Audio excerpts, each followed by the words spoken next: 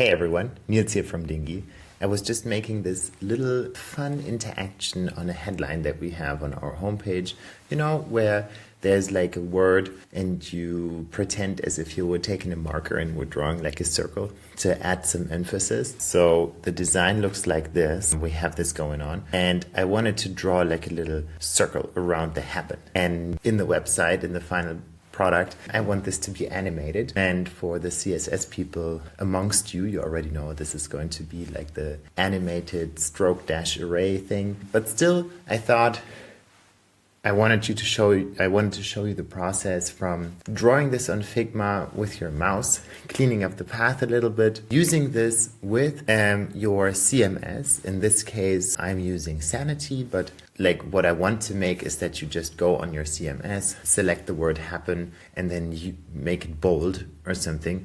But the way that the bold comes out on the website is that the word looks normal, but has a little drawing around it. So let's dive right in. So what I did is that since I don't have a pen or a touchpad, like I literally went onto Figma, took like the little pencil tool over here and just went, like this, like 1, 2, 3. And now this looks horrible, of course, but as soon as you let go, Figma will smooth down your path a little bit. If you double click into this now, then you can see it did some smoothing, but it also there's still just it looks a little bit untidy, right? And so what we're going to do is that we're going to use the pen tool, hold down Option, I guess it's Alt on Windows, Option on Mac, and then just kick out a couple of the points. Let's just make this a little bit more cleaned up, so that the illusion still stands that you've been drawing this with your mouse, with a real pen, but so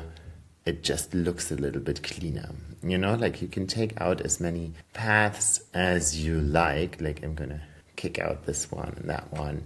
And then if you still want to fine tune it a little bit and go onto the individual point and just, tune this a little bit to your liking. And so you can fiddle with this a little bit. I'm going to show you the version that I made. So this was the original one that I had drawn with my mouse, and then I cleaned it up to be this. So I took down the thickness a little bit, like it was 3, and then I just took it down to 2. And so now let's jump into our dev environment. What I wanted was for this thing to be able to, I wanted our editors on the CMS to be able to use this, to apply this to any word. And so on here, I just picked up the point that you can make a word strong or bold, right? So if I turn this off, then let's sneak peek into the result already. If I reload this is gone now, right? And if I make this bold, just like that, then it looks bold here.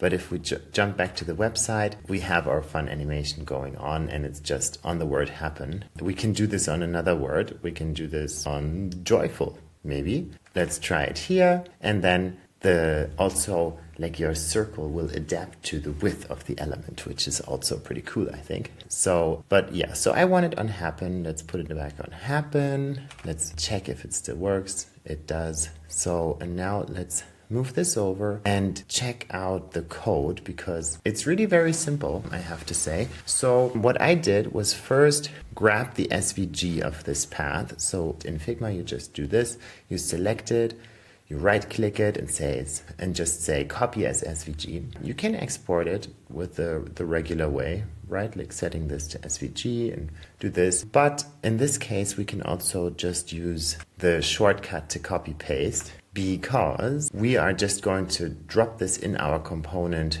right away, inline the SVG right here. But to show you how this works on Sanity, to even have a custom component, in Sanity, the way that they call this to work is portable text. And portable text, if we look at what it spits out here, so this is coming in as the headline. Let's look at the structure of this headline just for a quick second. So if we check this out in the console, then we can see this is the headline, and then they have everything that is different from each other. Make joyful is one way of writing, like it's in the same font.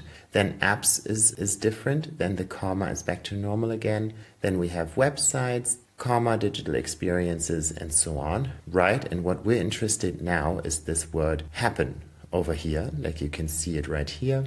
That is coming in as a type, and it has the mark strong on it. And that is exactly what we did on the CMS. Remember, we set this to be strong right here. And so because we're getting this in individual pieces, we can apply different renderings, like how we want this to come out in our front end. And so in the case of portable text, I'm sure there's like a different way of doing this in your CMS of choice, but in the Sanity case, portable text provides you with a way to control how pieces of text are going to be rendered. In this case, they call this components. And so what I said is, for the mark of strong, right? Like if there's a word coming in that is marked up to be strong, please use my custom component. And that is this one. And here I just put in like an emphasis HTML tag to stay semantic, but then I'm telling it to be like in our light font.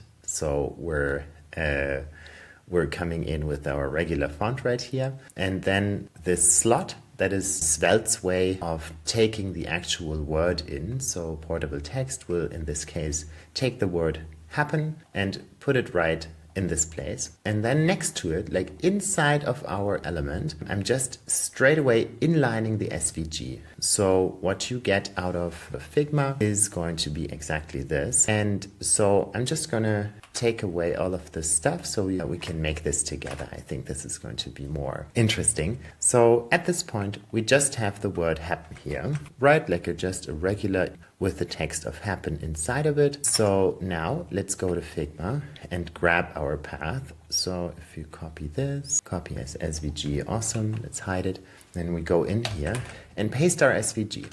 Hit save for prettier to format it. And now we can see that our cool little path over here has come in. And now, well, now this is not on our word. And so for this to happen and for this to be flexible, we have to tweak the SVG just a little bit. So first of all, we're going to take out this hard-coded width and height over here because we don't need it. We want our element to squish and squeeze to the height and width of the element. Hit save so we can see now it takes up all its available space. And what we want now is that I added the relative keyword here on the already. So I'm using Tailwind in this case, but this is not specific to Tailwind. You can just do this in regular CSS as well. But we're adding a position of relative onto the so that we can tell our SVG to be absolutely positioned, and we want you to be in the top left corner, just like that. If we hit save, it's jumping onto the element already, which is cool.